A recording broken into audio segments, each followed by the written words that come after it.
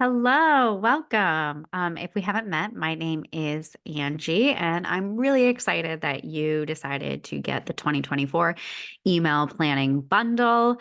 I'm just going to go over a little bit of information on how to best use this bundle, how to put it into practice for you right now, so that you can start sending emails and sending them consistently, because that's what really makes a difference when it comes to email marketing is the consistency of our sends. So let's get right to it. The first thing I want to talk about is it's okay to not finish this workbook in one sitting. It's a lot. As you can see, it's 27 pages. So it's really here for you when you need it. Come to it, answer a few questions here and there. My goal is that even in answering two or three questions or just brainstorming some things, you're going to get a ton of email content so that you can go ahead, put it into your email marketing calendar, and feel really confident about the emails that you're creating and sending to your list. Okay. With that said, I would suggest reading through the entire thing first and seeing what's all in it, just to see what you need right now. Because there could be some questions that are really relevant to the kind of information you want to send to your subscribers right now, or just the things that you want to do in your business. Okay. So, I won't delay. The first part one is our email content calendar. Okay. You're going to access this calendar by making a copy, clicking this link, and it will implore you to make a copy. Okay. So you'll just make a copy and download it. I would rename it as your business name, and you are good to go. So that's really, really easy. Of course, my phone goes off. Part two, the ultimate content churner. Now, this is just a complete workbook of questions that I am asking you to just kind of get out all of those juicy bits about your business, your clients or your customers, your products and services, and all those things that we can really create great emails with. So you'll just go through, and I first started off with kind of like a back and forth. If your like ideal client like came up to you and was like, "What's your business?"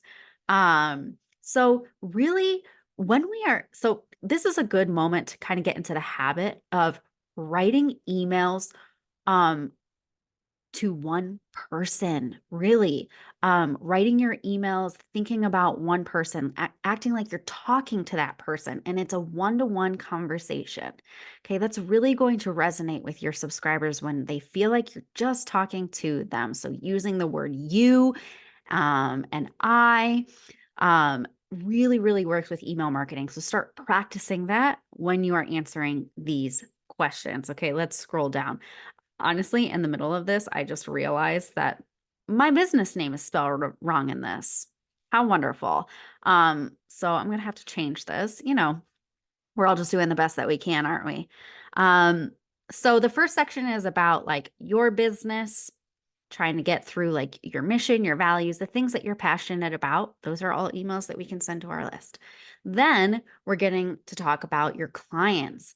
I really love this exercise of journaling through a day in your customer or client's life, okay, including their struggles, and think about, what challenges they're facing when it comes to the services that you offer, or the products that you offer. What's going through their head?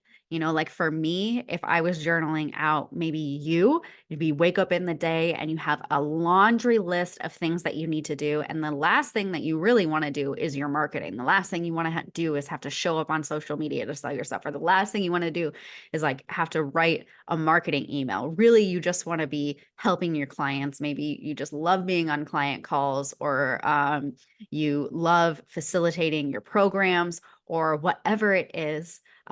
Those are kind of the challenges that my ideal clients typically have. Um, they just have too much on their plate. Does that resonate? um, So this kind of goes through that. And then it also starts to think about what are their core desires, not just when it comes to your product or service, but in their life. Like, where do they want to be in their life? And why do they think that your service might get them there? That's what they want to hear about your services. Like for me, you don't want to hear that you're going to have 20 emails to send. What does that actually do for you? What kind of lifestyle does that create for you? Does that give you more opportunities to grow in your business, and how? So that's really up to me to figure out and to communicate to you in order for my products and services to become more appealing. It's about, I don't know, making 7 figures, 6 figures. Of course, like that's kind of a high level thing. I like to get even more detailed with it. Like, so you can spend more time with your family so that you can, automations and flows running in the background so that you can be generating sales while you're cooking dinner. You know, for me, if my ideal client is a mom entrepreneur, that would be really nice. That would be really nice for me. So, that's like a core desire, right? Found copy. Best way to get content ideas is by talking to your clients. The exact words that come out of their mouth are the exact words that we would ideally be using in our email copy and in our marketing copy, like throughout all of our marketing. So when people ask you questions, when people say phrases, I'm having trouble doing XYZ, write that down. Are you having trouble doing XYZ? Again, people want to know that you hear them, that you see them, that you understand them. If you can talk like them and you can say the exact words that they're saying or that they're thinking, they're gonna connect with you on a whole deeper level and blow your competitors out of the water. Okay. So that's what this kind of section is about. And then of course, testimonial and reviews. We can always send emails with just our testimonials and reviews, easy emails. Okay, and then this does a deep dive into your services, programs, and offers. If any of you have worked on a features and benefits type thing, again, people want to hear what's the benefit of everything that you offer. How does it help them? How does it get them to where they want to be? So this is another workbook, journaling, whatever, to kind of get more information on that. And then we put it all together and we come up with all of these email ideas that you can then put into your email content calendar. So if I make a copy here, I have this tab right here, email ideas. Okay. And you can change these, right? You can change these to be whatever you want, but to make it easy and to go with the content churner, I broke it down into my business, clients, found copy, services, and offers. Okay. Part 3, then you have all these email ideas. How do you plan them out? How do you put them in your schedule so that you know that you are creating a strategic, you are, I guess, facilitating a strategic email marketing. What do I even want to say? Sorry, you guys. That your strategy, that you have a strategy, and it's not just you throwing emails at the wall and having too many sales emails or too many nurture emails. What's that perfect balance? What do we want to do? So this goes through how I build what I call a money-making email strategy for my clients. Okay. And we really start with the big business goals. And then we kind of narrow it down. Okay, how can email marketing help us achieve those goals? What are my email marketing goals? These are all things that you'll want to keep in mind, as we are sending our emails to our list. What are we trying to do big picture? Talk about when we are selling so that you have a plan for when you are selling things.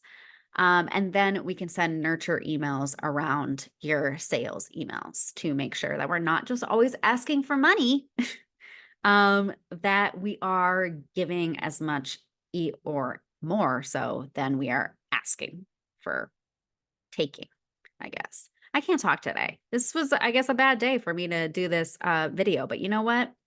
We're getting through it.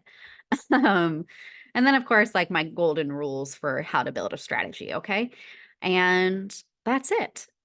So again, Don't feel overwhelmed. Go through it, read through all the questions, do what resonates with you or what makes sense in what you're working right now for your business, and fill out your plan and stick to it. One thing I also suggest my clients is not only to decide like when you're sending an email. So if I say, okay, I'm going to send an email on Friday, the 26th of January, what do I need to do in order to get that email out?